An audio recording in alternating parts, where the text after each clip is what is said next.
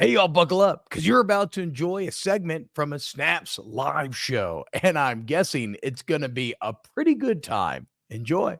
I got a question. Will Jeremiah Smith announce himself to the country in the same way that Ryan Williams did? Now, okay, let's be serious for a second here, guys. Okay. Ohio State, Oregon, massive game. It's exactly like Alabama and Georgia was a couple of weeks ago. Jeremiah Smith has been unreal to this point, like Ryan Williams. What did Ryan Williams do, though? Game in the line, 14 million people watching. He made maybe the greatest college football play that we've ever seen. You like the Ducks in this game. I do. So it could be a similar situation. Ducks up late. Ohio State has the ball. Somebody's got to make a play. Can Jeremiah Smith prove to be that guy? Yeah, 100% he can be. And I think the difference between Alabama and Ohio State is there's a legit receiver number 2 for Ohio State. You know, Abuka is pretty damn good. So you can't focus all your attention on Jeremiah Smith. Georgia tried to at times focus their attention and still got beat. So this is, to me, I guess I can't say it's a harder offense to stop because you have a quarterback for Alabama that was running all over you and you had to focus attention in the box there. But it's an offense that has 2 elite running backs, an offense that has another elite receiver. You can't just game plan for Oregon and say, oh, if we stop Jeremiah Smith, we're going to win this football game. Oh, no, if you do that, Ohio State will run for 175, 200 yards on you. Oh, Emeka will catch 8 passes for 100 yards and 2 touchdowns. So he will have plenty of opportunities to make big-time plays. So he has an advantage over what Ryan Williams had.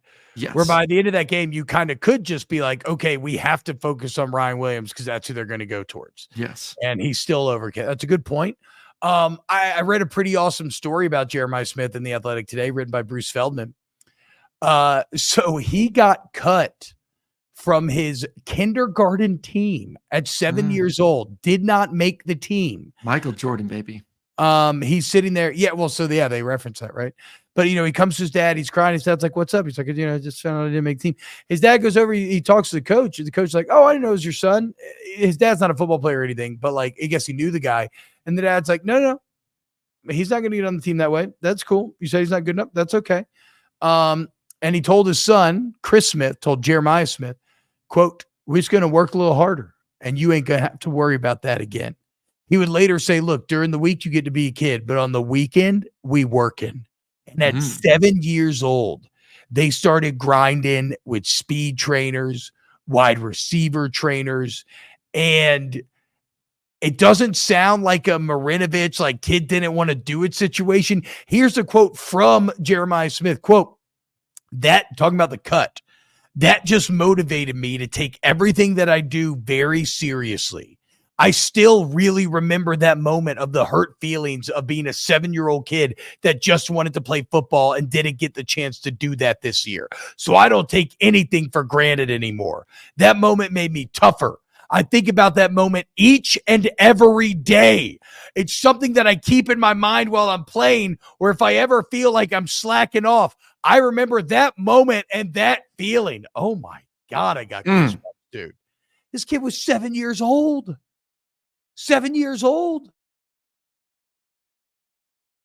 Still motivated by that. Sorry, and you cut out for a second. I said, who cuts a 7-year-old? Like, what league is this? I don't know. This is the most bizarre. Everyone makes a team. Everyone gets touches. What league is cutting 7-year-olds?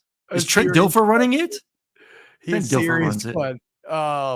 Definitely a Dilfer league. Bro, this motherfucker, they created a super villain. The coach just probably thinks like, whatever, kid's not gonna make the team. He didn't know he was creating maybe the country's best wide receiver. The next season at 8, he won the league's MVP. And he just never. How about this? When Jeremiah Smith arrived at Ohio State, he was benching 355 and squatting 530 as a wide receiver. 6'3", 215. 355, squatting 550, broad 1010, vert 36, 24 miles an hour. Or excuse me, 23.3, but still 7 years old. Who are you taking? You know who I'm taking? Jeremiah Smith. The man who loves chess. aka Jeremiah Smith, because his father, wanting him to be a well-rounded man, took him to the park. Quote from Jeremiah Smith: "There was this elderly man there who taught me and my little brother how to play, and I just fell in love with it. I learned that it definitely translates over to other aspects of your life because you have to really think before you make a move, before you make a decision. That's not just about football, but about everything in life." And you know me, if you've heard me talk about chess, I could not agree more.